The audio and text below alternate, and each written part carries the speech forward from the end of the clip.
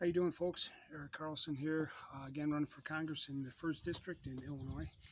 We're about a week and a half out from the primary election here, and it's been pretty busy lately. Especially, a lot of people don't realize how much stuff you have to do behind the scenes, and a lot of this stuff I knew there would be this type of work, but I didn't realize exactly what form it would take. But you get a lot of requests for TV interviews and positions, responses on what your positions are, and a lot of online forums. That seems to be the thing, I guess, since COVID took off. That's probably increased some more. So I've been doing a lot of those. I actually did a radio interview the other day. I had an interview with the Chicago Tribune, a phone interview with one of their reporters yesterday. And I'd like to talk about interactions with the media.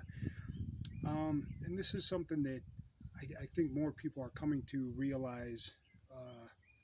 I think Donald Trump kind of brought it to light about you're not getting the full story from people in the media, and you don't. And the lack of professional journalism. Now, I'm gonna lay this out there. The man who contacted me, his name is John Byrne.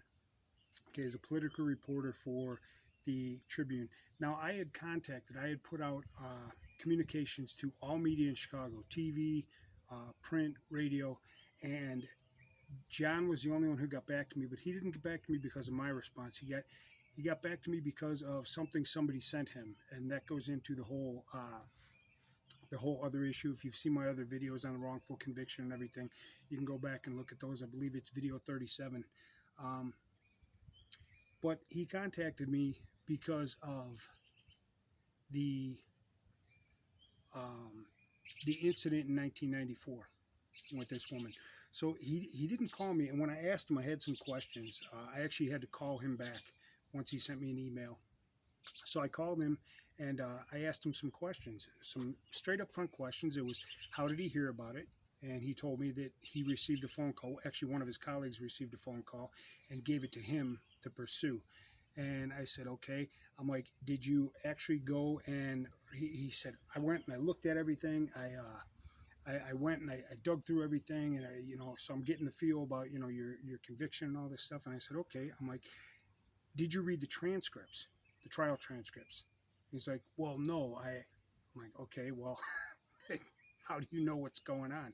How do you know? So I explained to him briefly exactly what happened.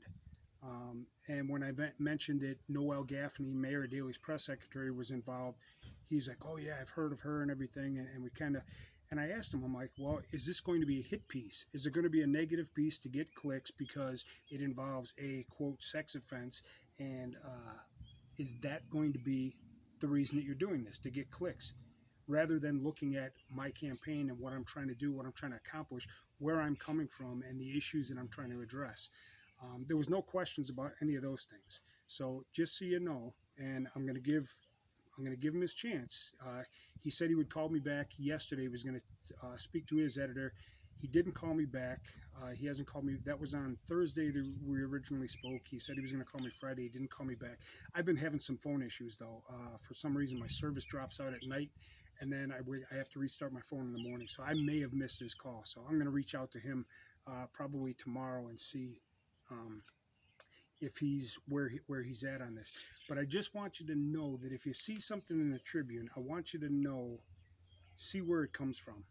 See, is it a sensationalist report to get them clicks and to stir the pot, or is it actually about my candidacy and what I'm trying to do?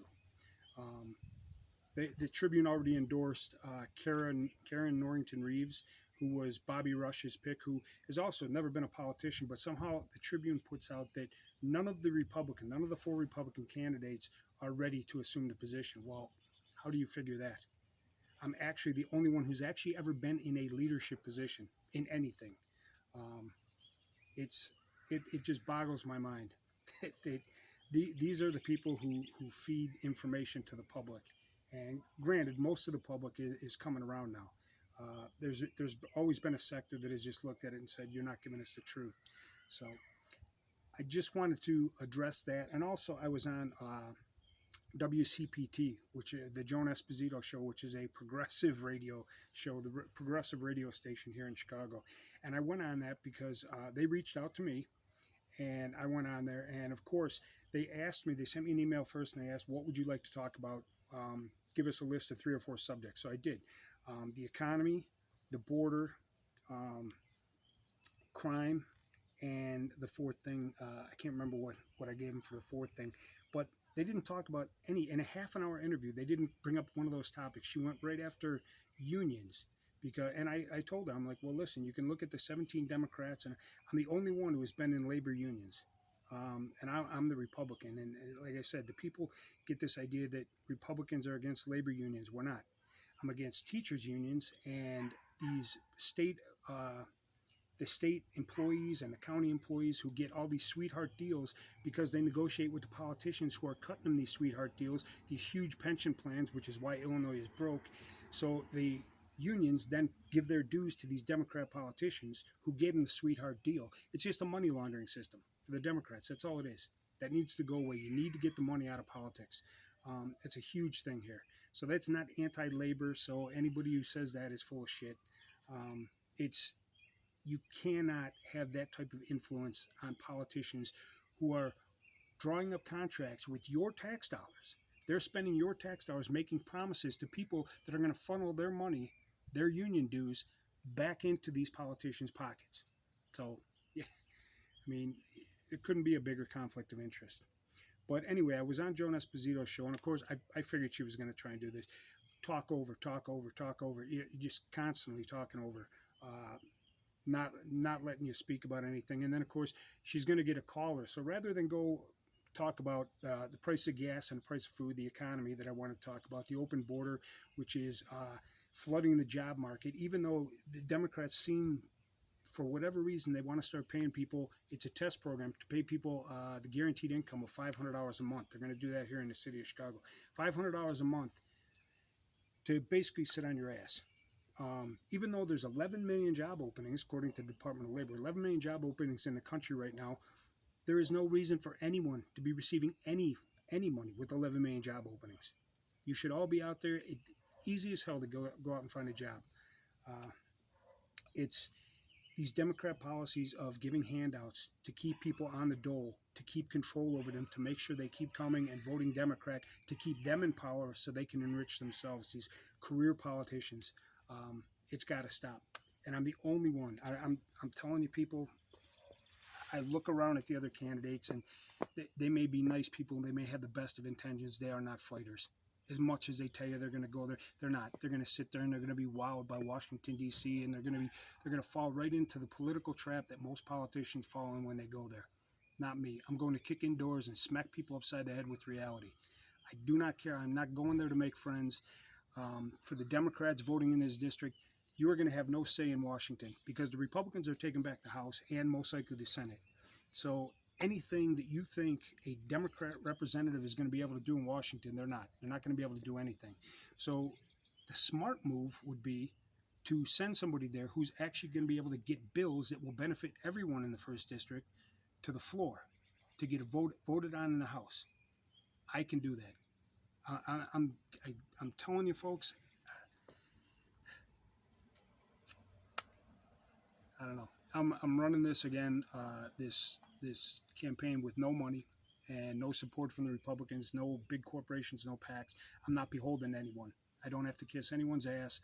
I don't have to make promises to anyone. I'm going to go there and do the right thing, period, flat out.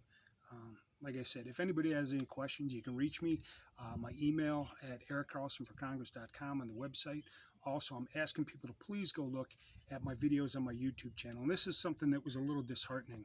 I did a video right at the beginning of the campaign about the wrongful conviction and with the Daly family and how all that stuff happened. And then I did another one in response to the Facebook post that was put out by one of my competitors. I wish people would go to Eric Carlson for Congress on YouTube and look at the videos. And my 2 biggest videos that get the most views are those 2 videos. Now, I've got 3 dozen videos up, and those 2 by far have the most views.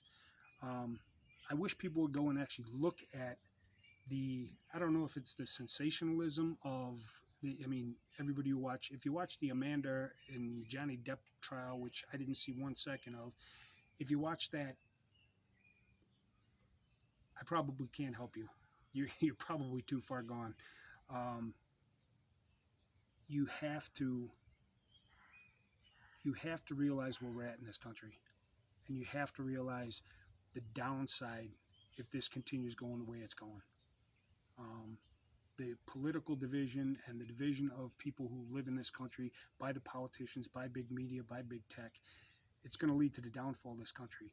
And unless you get somebody in there who is willing to go in and fight and literally go after these people, go after big tech, not sit there and have Zuckerberg and these guys sit up there in front of Congress and testify and tell their lies and everything. You need to go after them with criminal action. This $400+ million that was spent by Zuckerberg to influence the election, and yes, that happened. And people out there on the left are going to say it didn't happen, like Joan Esposito, trying to say that.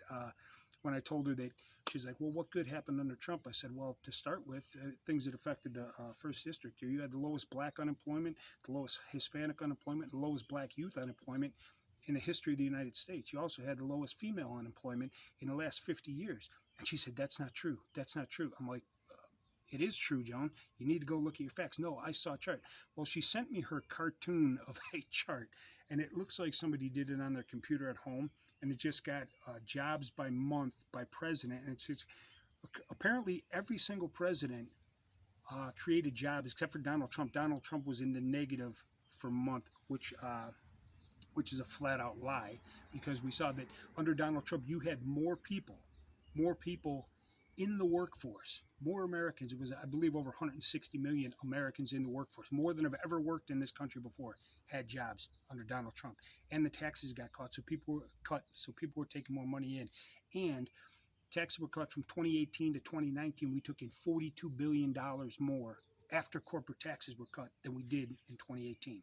So you had greater revenues, people had more money in their pocket, people were hiring more people, the border was closed, so the job market was tighter, which means if employers have to fight over employees, they're forced to, what? Up the wages. Across the board, everybody does better. Sorry, we got some bugs out here, nice weather.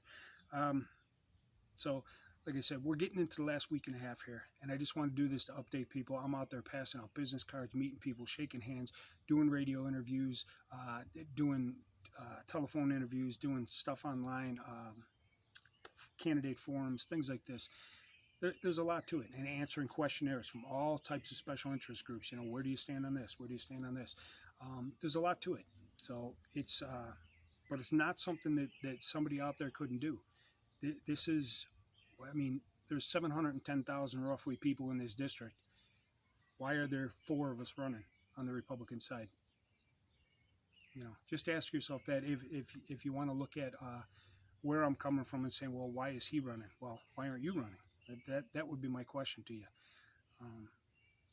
I've said this before. One of my favorite, and it's been my favorite since I first heard it in junior high school, was "The Man in the Arena" by Teddy Roosevelt. And that's how I look at this.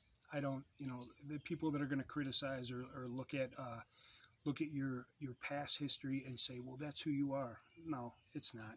And if you understand how this system works, and it's been taken to a national level, you're seeing the corruption at all levels in the Department of Justice. When you have lawyers for the FBI and the Department of Justice going in and lying to judges to get false warrants to spy not only on a candidate, but actually on the sitting president of the United States. And then you have Strzok and Page, these people who lied. These are the type of people who populate agencies, government agencies. And when you have people who want to be in power, like the Daleys and the Madigans and the Stroders and the Cartons here in Illinois, and they get their own people and they populate all these agencies, just like Barack Obama did with Department of Justice for 8 years. That's why you got all the people who were willing to go after Donald Trump. Instead of just letting them in, if they just shut up, said, okay, we lost this election, we'll get him next time, and let the man work for 4 years. Do you know how great situation we'd be in right now? So it's getting to that point, folks, where this election, you have to get the right people in there. If not, it's just a last gasp. If you just elect someone because they have an R next to their name, you're going to get what you put in there. you're not going to get a fighter. You're not going to get a leader. You're not going to get somebody who's actually been through a whole lot of hardship. So, again, my name's Eric Carlson. I'm asking for your vote. June 28th is our primary here in Illinois on the Republican primary. Again, to our Democrat friends out there, you don't win this district without Democrat voters coming over and independents coming over. We're not out to get you. We're not out to to hurt anybody. What we're out to do is make this country strong again, get everybody working, get everybody back on the same sheet of music. I want the best for everyone in this district, because when everybody's doing well, everybody's happy. You have less crime. People just tolerate, they get along better. It's just, that's where we have to get back to. So, again, Eric Carlson running for Congress here in the 1st District. See you on June 28th. Thank you.